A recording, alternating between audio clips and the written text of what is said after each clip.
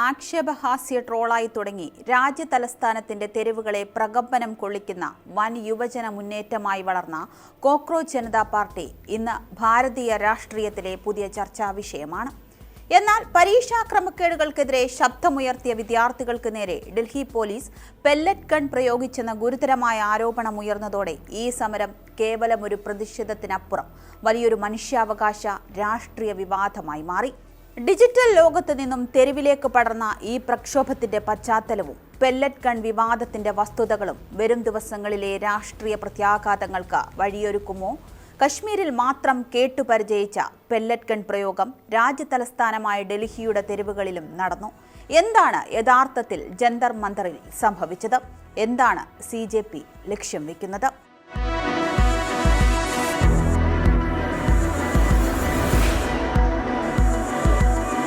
ഡൽഹിയിൽ cockroach Janata party നടത്തുന്ന പ്രതിഷേധത്തിനിടെ police pellet gun ഉപയോഗിച്ചെന്ന ആരോപണം വലിയ ചർച്ചയ്ക്കാണ് വഴിവെച്ചിരിക്കുന്നത്.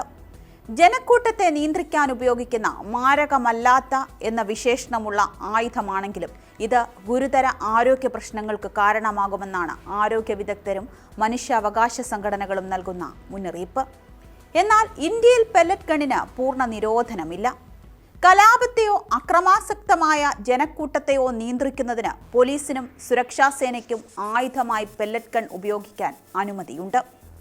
കോക്രോച്ച് ജനതാ പാർട്ടിയുടെ സമരത്തിൽ പെല്ലറ്റ് ഗൺ ഉപയോഗിച്ചെന്ന ആരോപണം ശക്തമാണെങ്കിലും ഡൽഹി പോലീസ് അത് ഔദ്യോഗികമായി നിഷേധിക്കുകയാണ് ചെയ്തത്. ജൂലൈ 20-ന് പ്രക്ഷോഭകർ പാർലമെന്റിലേക്ക് നടത്തിയ മാർച്ചിനിടെ പോലീസുമായി വലിയ രീതിയിൽ ഏറ്റുമുട്ടലുണ്ടായി. ജനക്കൂട്ടത്തെ പിരിച്ചുവിടാൻ പോലീസ് ലാത്തിച്ചാർജ്, കണ്ണീർ വാതകം, ജലപീരങ്കി എന്നിവ പ്രയോഗിച്ചു. ഇതിനിടെ പെല്ലറ്റ് ഗൺ പോലുള്ള മാരക മാർഗങ്ങൾ ഉപയോഗിച്ചുവെന്നാണ് പ്രക്ഷോഭകരും പ്രതിപക്ഷവും ആരോപിക്കുന്നത്. പെല്ലറ്റ് ഗൺ എന്താണെന്ന് നോക്കാം. ഒരൊറ്റ ഷോട്ടിൽ നിരവധി ചെറിയ ലോഹ ഉരുളകൾ അതിവേഗത്തിൽ പുറത്തേക്ക് ചീറ്റുന്ന ആയുധമാണിത്. സാധാരണ വെടിയുണ്ടയെ പോലെ ഒറ്റ ബുള്ളറ്റ് അല്ല, പകരം ഡസൻ കണക്കിന് ചെറിയ ഉരുണ്ട ലോഹങ്ങളാണ് ലക്ഷ്യസ്ഥാനത്ത് പതിക്കുന്നത്. അതുകൊണ്ട് തന്നെ ഒരേ സമയം ഒന്നിൽ കൂടുതൽ പേർക്ക് ഇതിന്റെ ആക്രമണത്തിൽ പരിക്കേൽക്കാൻ സാധ്യതയുണ്ട്. മാരകമല്ലാത്ത ആയുധമെന്ന് വിശേഷിപ്പിക്കപ്പെടുന്നുണ്ടെങ്കിലും ഗുരുതര പരിക്കുകൾ ഉണ്ടാക്കാൻ ഇതിന് സാധിക്കുമെന്നാണ് വിലയിരുത്തൽ. അടുത്ത ദൂരത്തിൽ നിന്ന് പ്രയോഗിച്ചാൽ പെല്ലറ്റ് ഗൺ ജീവന് തന്നെ ഭീഷണിയായേക്കാം. ശരീരത്തിൽ പെല്ലറ്റുകൾ തുളച്ചു കയറിയാൽ ശസ്ത്രക്രിയയിലൂടെയാണ് പുറത്തെടുക്കേണ്ടത്. കണ്ണിൽ ഇത് പതിച്ചാൽ സ്ഥിരമായി കാഴ്ച നഷ്ടപ്പെടുന്നതിന് വരെ കാരണമാവും. മനുഷ്യാവകാശ സംഘടനകൾ പെല്ലറ്റ് ഗണ്ണിന്റെ ഉപയോഗത്തിനെതിരെ പലതവണ പ്രതിഷേധമുയർത്തിയിട്ടുണ്ട്. എന്നിട്ടും ഈ പെല്ലറ്റ് ഗൺ എങ്ങനെ ഡൽഹിയിലെ പ്രക്ഷോഭത്തിലേക്ക് പ്രയോഗിച്ചുവെന്നത് ഒരു ചോദ്യമാണ്. ഒരൊറ്റ ഷോട്ടിൽ നിരവധി പെല്ലറ്റുകൾ പുറത്തേക്ക് തെറിക്കുന്നത് കൊണ്ട് തന്നെ വലിയൊരു ജനക്കൂട്ടത്തെ പിരിച്ചുവിടാനാണ് ഇത് പ്രധാനമായും ഉപയോഗിക്കുന്നത്. പെല്ലറ്റുകൾ വ്യാപകമായി ചിതറുന്നതിനാൽ ലക്ഷ്യം കൃത്യമായി നിയന്ത്രിക്കാൻ ബുദ്ധിമുട്ടാണ്. അടുത്ത ദൂരത്തിൽ ഉപയോഗിക്കുമ്പോൾ അപകട സാധ്യത വലിയ രീതിയിൽ കൂടുതലാണ്. ദീർഘകാല പ്രത്യാഘാതങ്ങൾ എന്തെല്ലാം എന്നുകൂടി നോക്കാം.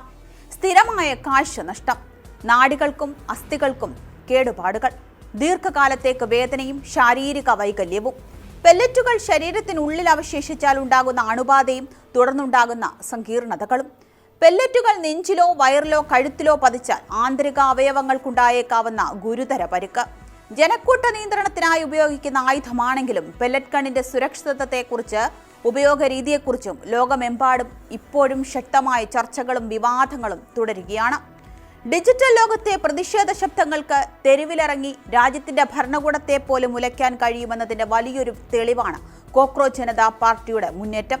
പെല്ലറ്റ് ഗണ്ണുകൾ കൊണ്ട് ശബ്ദങ്ങളെ നിശബ്ദമാക്കാൻ ശ്രമിക്കുമ്പോൾ അത് കൂടുതൽ ശക്തമായ പ്രതിരോധങ്ങൾക്കാണ് തിരികൊളുത്തുന്നത്. പെല്ലറ്റ് ഗൺ പ്രയോഗിച്ചെന്ന ആരോപണത്തിൽ ഡൽഹി ഹൈക്കോടതിയുടെ നിലപാടും വരും ദിവസങ്ങളിലെ പാർലമെന്റ് ചർച്ചകളും ഈ സമരത്തിന്റെ ഭാവി നിർണ്ണയിക്കും. എന്തായാലും ഇന്ന് ഭരണകൂടത്തിന് മുന്നിൽ ശക്തമായ ചോദ്യശരങ്ങൾ എയ്യുന്ന CJP എന്ന യുവജന പ്രസ്ഥാനം തെളിയിക്കുന്നത് ഒന്നാണ്: അവഗണിക്കപ്പെടുന്തോറും പ്രതിഷേധങ്ങൾ കൂടുതൽ കരുത്താർജിക്കും. രാജ്യത്തെ യുവജനങ്ങളുടെയും വിദ്യാർത്ഥികളുടെയും നിരാശയും അമർഷവും ഇനി കണ്ടിൽ നിന്ന് നടിക്കാൻ കേന്ദ്ര സർക്കാരിന് എളുപ്പമാവില്ല.